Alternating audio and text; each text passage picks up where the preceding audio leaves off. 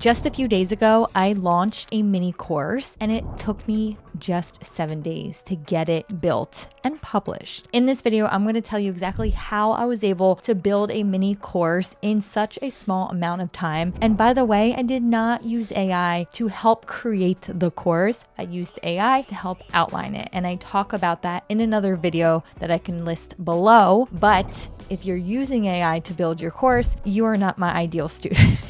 I do not want students in my program that rely heavily on AI to do the teaching for them. That's not going to convert well and create a raving fan base. Okay, so if you're watching this video, are willing to put in the work, although it's not that much work, it's just going to take you a week of commitment, putting your time aside to get this done, then you are here for the right reason and you are my ideal student. So let's get started. So the first thing I do when I always create a course that I teach in my programs and my course is to make sure that your topic is validated and people actually want it. Is it in demand?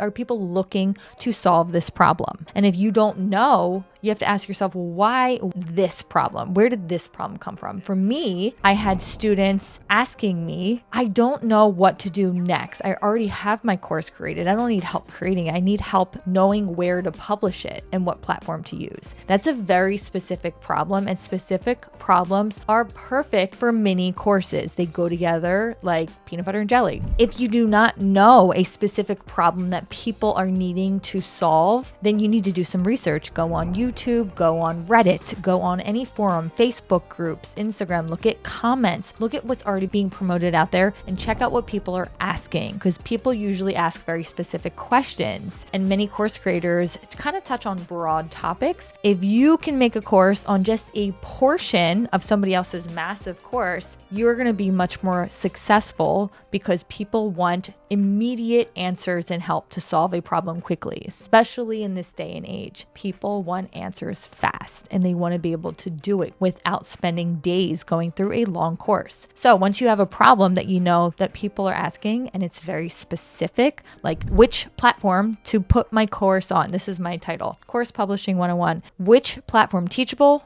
Thinkific, or Kajabi, should I publish my course on? Very specific, and you're going to walk away with an outcome. You're going to walk away with a decision. Okay, the students, it's all they want. They want to go in and come out with a decision and know exactly how to upload it. That's what my mini course teaches. Once you have that specific problem, then you're going to use a document and brain dump everything that you know into that document. And I teach the same strategy for building larger courses in my program. So it's the same thing. Write everything you know into a Google Doc. You can do it on paper and pencil, whatever you want. And then once everything you know about that topic, so for me, I put everything down I knew about what Kajabi offers, what Teachable offers, what I like about it, what Thinkific has, the cons, everything. And then I asked ChatGPT to outline my course using my ChatGPT prompt that I'll link below. That ChatGPT prompt is going to outline your course based on 5 modules and a few lessons within each module. Now, that's what I recommend for my larger courses. For a smaller course, you want to keep it nice and tight.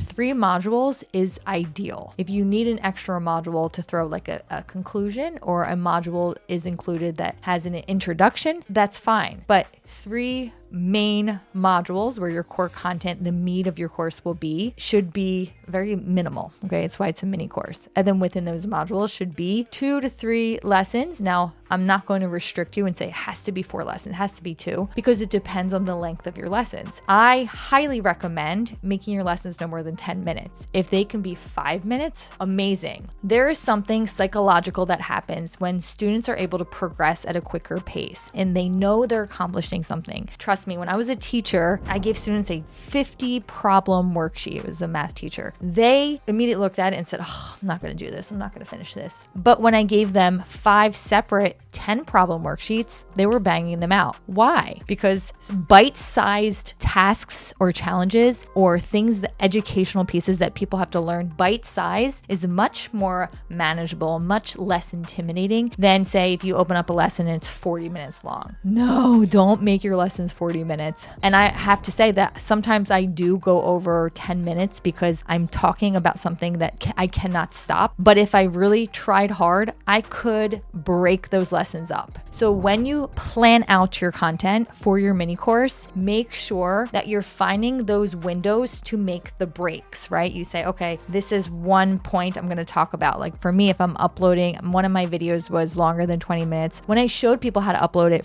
to Thinkific or Kajabi, because there's so much there, I should have broken it up into, let's work on uploading all of your lessons first. And then the next lesson, let's focus on creating your sales page next. Quick mini bites, right? How do you eat an elephant? One bite at a time. Have you guys ever heard of that?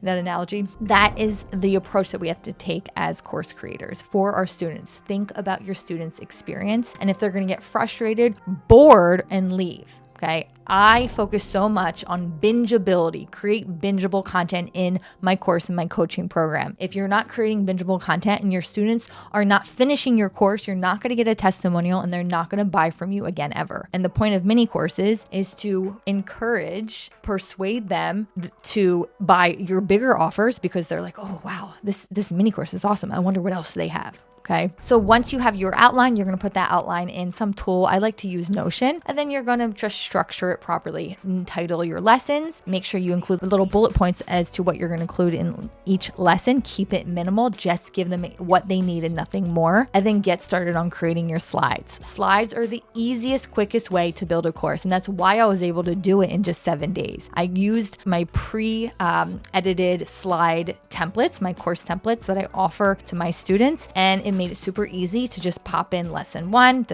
lesson 2, etc. Okay, module 1, 2, 3. Type in a couple bulleted points on my slides, and I was ready to record. That was it. I had little notes in my Notion template for what screen shares to include in my videos, so the editing was super fast. And before you knew it, I was already finished. Okay, so let's recap what it takes to make a mini course in 7 days. 1, make sure you have a specific idea that people want and are looking to get solved right away. Number 2, create your outline using ChatGPT, brain dump everything, make it super tight, no more than 3 to 4 modules ideally, and keep your lessons super short, 5 to 7 minutes max if you can get it to that. Trust me, it will help. 3, choose a template off of Canva to use, a slideshow template that you like, change your brand colors and enter that in for your bulleted points and subtopics slide by slide for press record and record it. Okay. Once you're done recording, you edit, which should be in the same program. I like to record and edit in Focusy